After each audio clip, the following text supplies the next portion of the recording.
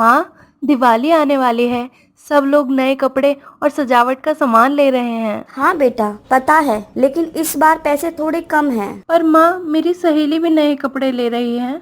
मैं भी पहनना चाहती हूँ, मुझे भी चाहिए। नहीं बेटा, अभी पैसे नहीं हैं, बाद में ले लेंगे। माँ, आप हर बार ऐसे ही कहती हो। नहीं, गलत मत समझो। जरूरतें बहुत हैं, सब कुछ एक साथ नहीं हो सकता। नहीं माँ, मुझे कुछ नहीं पता, मुझे चाहिए ही चाहिए इस बार। अच्छा ठीक है, पहले थोड़ा इंतजार कर लो, फिर देखते हैं। आप हमेशा बस देखते ही रह जाती हो, कभी कुछ होता ही नहीं। और प्रिया को गले लगाकर बोलती है, बेटा देखो, तुम्हें पता है ना, हम लोग बहुत गरीब हैं। तुम्हारे पिताजी और मैं दोनों मिलकर मजदूरी करते हैं। मुश्किल से ही हमारा घर चल पाता है। इतने पैसे कहाँ से लाएं हम हर बार। पर एक बात पक्की है, हम कोशिश जरूर करेंगे इस बार तुम्हारे लिए नए कपड़े लाने की। फिर प्रिया अपनी माँ की बात सुनकर नाराज हो जाती है। शिवानी, मैं आ गया। आज काम थोड़ा ज्यादा था। हाँ आओ। क्या हुआ? चेहरा इतना उतरा हुआ क्यों है? प्रिया रूठ गई है, दिवाली के लिए नए कपड़े मांग रही थी। ओह, फिर तुमने क्या कहा? वही सच बताएगा कि इस बार पैसे नहीं हैं और वो मान नहीं रही। हम गरीब जरूर हैं, लेकिन बेटी की खुशी तो हमारी सबसे बड़ी दौलत है। हाँ, पर हर बार कुछ न कुछ अटक जाता है, अब क्या करें। देखो शिवानी, इस बार कुछ न कुछ इंतजाम जरूर करूंगा। प्रिया का चेहरा ऐसे उदास नहीं देख सकता। फिर शाम को प्रिया अपने पिता से बोलती है, पापा। अरे मेरी गुड़िया, क्या हुआ? तू अभी भी नाराज है? पापा, माँ ने फिर मना कर दिया नए कपड़े लेने के लिए। मेरी सारी सहेलियां नए कपड़े ले रही हैं, मैं ही पीछे रह जाऊंगी। बेटा, पैसे हो जाएंगे, मैं तुम्हारे लिए जरूर नए कपड़े लेकर आऊंगा। सच में पापा, आप वादा कर रहे हो? हाँ बेटा, जब थोड़ी आमदनी सही होगी मैं तुम्हारे लिए नए कपड़े लाऊंगा। अब दिवाली के कुछ ही दिन बचे थे और प्रिया के लिए नए कपड़े भी नहीं आए थे। इसीलिए प्रिया उदास होकर बैठी थी। पापा ने कहा था नए कपड़े लाऊंगा, पर अभी तक कुछ नहीं आया। मेरी सहेलियां सब नए कपड़े पहनकर घूम रही होंगी और मैं वही पुराने कपड़े पहनूंगी। माँ, मुझे भी नए कपड़े चाहिए थे। हर बार ऐसा ही क्यों होता है? मैं तो दिवाली खुशियों के साथ मनाना चाहती थी, पर अब सब अधूरा सा लग रहा है। तभी वहाँ दो बच्चे आते हैं।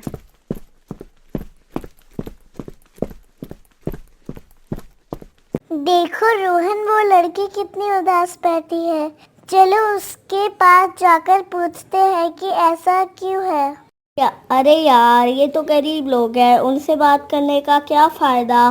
पर रोहन, उसकी आंखों में बहुत दुख है। हमें तो पूछना चाहिए, शायद हम कुछ मदद कर पाए। गरीबों से बात नहीं करता। ऐसा मत कहो, किसी की मदद करने में कहाँ शर्म की बात है। तुम ही जाओ। इतना बोलकर रोहन वहाँ से चला जाता है और काव्या प्रिया के पास आ जाती है। हाय प्रिया, मैं काव्या हूँ। तुम इतनी उदास क्यों हो? कुछ नहीं, बस ऐसे ही। क्या तुम मेरी दोस्त बनोगी? तुम तो अमीर हो और मैं गरीब। अगर तुम्हारे घर वालों को पता चला तो तुम्हें बहुत डांट पड़ेगी। हाँ बिल्कुल, तुम मेरी दोस्त बनोगी ना? सच में तुम ऐसा सोचती हो? ठीक है, हम दोस्त बन सकते हैं।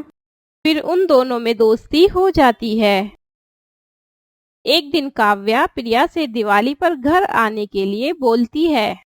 प्रिया, दिवाली पर क्या तुम मेरे घर आओगी? मैं नहीं जानती।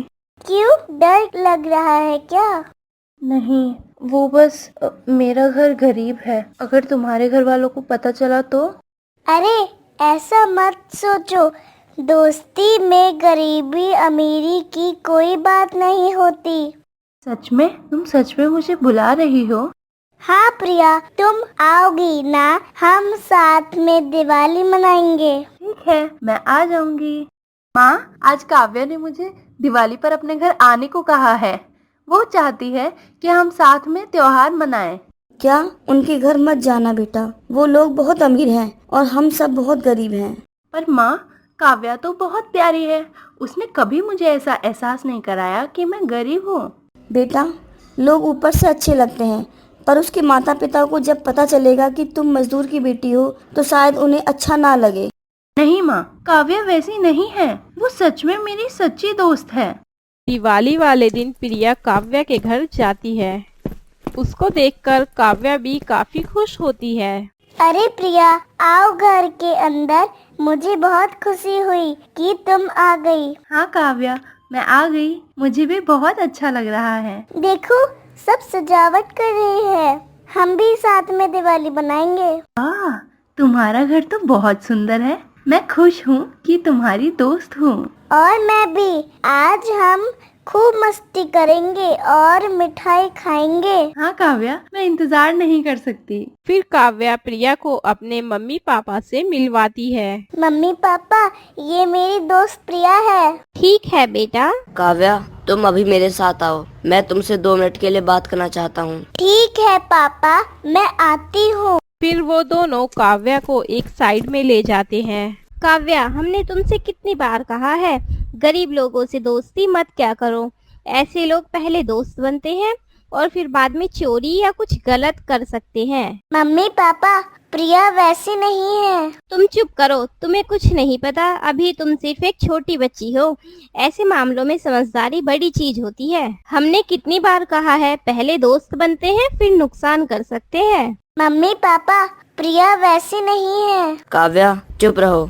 तुम अभी छोटी हो, तुम्हें इस बारे में सब कुछ समझना बाकी है। हाँ, समझदारी से रहो। अभी तुम्हारे लिए ये सब बातें जल्दी हैं। बाहर खड़ी प्रिया ये सारी बातें सुन लेती है और फिर प्रिया वहाँ से बाहर चली जाती है। माँ बिल्कुल सही थी। काव्या के मम्मी पापा मुझे देखकर बिल्कुल खुश नहीं होंगे। मैं ही मूर्ख थी, मैंने माँ की बात नहीं मानी। उनके सामने काव्या भी कुछ नहीं बोल पाती और बाहर आकर पटाखे फोड़ने लगती है और प्रिया उसको दूर से ही देखती रहती है। तभी काव्या के पास कहीं से एक रॉकेट आकर गिरता है। ये देखकर प्रिया काव्या को धक्का दे देती है। वहां से हटाते ही रॉकेट जोर जोर से फूटने लगा। आवाज सुनकर उसके माता पिता बाहर आते हैं। क्या हुआ? यहाँ इतनी तेज आवाज कैसे हुई? काव्या, तुम ठीक तो हो ना? जल्दी बताओ क्या हुआ। हाँ मम्मी पापा, मैं ठीक हूँ, पर आज मैं सिर्फ प्रिया की वजह से बच पाई हूँ। क्या कहा? प्रिया की वजह से? विस्तार से बताओ। वहाँ बाहर अचानक एक बड़ा रॉकेट गिर गया था। मैं संभल नहीं पाई, लेकिन प्रिया ने मुझे पीछे धक्का देकर बचा लिया। सच में? तुम्हें चोट तो नहीं आई? थोड़ी सी लगी है, पर मैं ठीक हूँ। आज केवल प्रिया की वजह से मैं सुरक्षित रही। प्रिया, हमने तुम्हें इतना बुरा कहा, फिर भी तुमने हमारी बेटी को बचाया। धन्यवाद बेटा। हाँ, सच में हमारी गलती थी और तुमने बहादुरी दिखाई। धन्यवाद की जरूरत नहीं है अंकल, ये मेरी दोस्त है, उसे बचाना मेरा फर्ज था। हाँ, अब हम समझ गए। तुम्हारी दोस्ती और बहादुरी ने हमें सोचने पर मजबूर कर दिया। प्रिया, हम तुम्हें बिना जाने जज कर बैठे, हमें माफ कर दो बेटा। हाँ प्रिया, हमारी गलती थी। हमने तुम्हें पहले ही गलत समझ लिया। हमें सच में माफ कर दो। ठीक है अंकल आंटी, मैं माफ कर देती हूँ। प्रिया की बात सुनकर काव्या के पापा को पछतावा होता है। तुम्हारे लिए तोहफा है, तुम्हारी बहादुरी और हमारी बेटी के प्रति सच्ची दोस्ती के लिए। हाँ प्रिया, हम चाहते हैं कि ये उपहार तुम्हें हमेशा याद दिलाए कि तुम हमारी बेटी की कितनी प्यारी दोस्त हो। देखो प्रिया, ये तुम्हारे लिए है। ओह, ये मेरे लिए?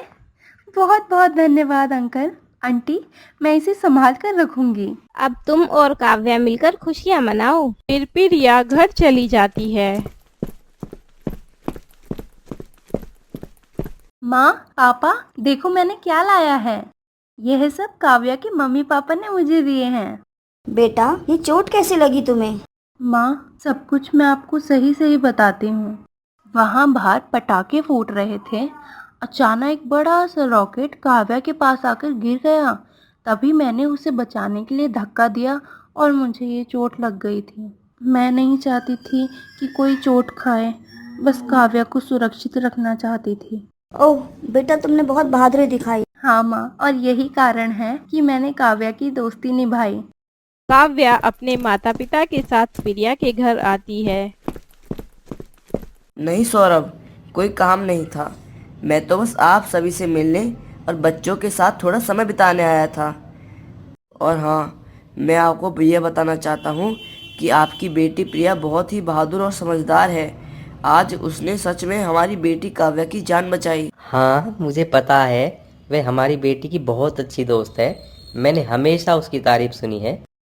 और आज हम सोच रहे हैं कि क्यों ना हम सब मिलकर दिवाली मनाएं, बच्चों के साथ मिठाइयाँ बांटें, रंगोली और पटाखे फोड़ें। बिल्कुल। अब जब हम दोनों एक परिवार एक साथ हैं तो बच्चों को भी बहुत मज़ा आएगा। हमें अपनी बेटियों की दोस्ती और उनके अच्छे कर्मों को सेलिब्रेट करना चाहिए। प्रिया देखो, अब हम सब साथ में दिवाली मनाएंगे। मुझे बहुत खुशी हो रही है। वाह, मैं तो इंतज़ार ही नहीं कर सकती। मुझे बहुत अच्छा लग रहा है कि आप सब यहाँ हैं। हाँ, यह सही में बहुत अच्छा मौका है। बच्चों की खुशियों और उनकी दोस्ती को देखकर दिल को सुकून मिलता है। ठीक है सौरभ, आज हम सब मिलकर सिर्फ दिवाली मनाएंगे, मिठाइयाँ बांटेंगे और बच्चों की खुशियों को और बढ़ाएंगे। हाँ, आज का दिन हमारे लिए भी बहुत खास है। बच्चों की मासूमियत और उनकी दोस्ती हमें याद दिलाती है कि जिंदगी में प्यार और दोस्ती सबसे बड़ी चीज है। और काव्या के पिता अच्छी तनख्वाह पर सौरभ को अपनी ही फैक्ट्री में काम दे देते हैं। सौरभ, हमने सोचा है कि तो हमारी फैक्ट्री में तुम्हें काम करना चाहिए। तुम्हारी मेहनत और ईमानदारी हमें पसंद आई। सच में आप लोग मुझे ये नौकरी दे रहे हैं? हाँ बिल्कुल, तुम हमारे भरोसेमंद हो और तुम्हारी बेटी प्रिया ने जो बहादुरी दिखाई उससे हम प्रभावित हुए हैं। बहुत बहुत धन्यवाद। मैं वादा करता हूँ कि मैं पूरी मेहनत और ईमानदारी से काम करूँगा। और फिर सभी साथ मिलकर खुशी खुशी दिवाली मनाते हैं। क्या आपने हमारा चैनल चेक किया? अगर नहीं किया तो अब कर लो। हमारे पास है मजेदार कहानियाँ, गेम्स और ढेर सारी मस्ती। हमारे साथ जुड़े रहने के लिए जल्दी से नीचे दिए गए लाल बटन को दबाएं और हमारा चैनल सब्सक्राइब करना और बेल आइकन दबाना ना भूलें।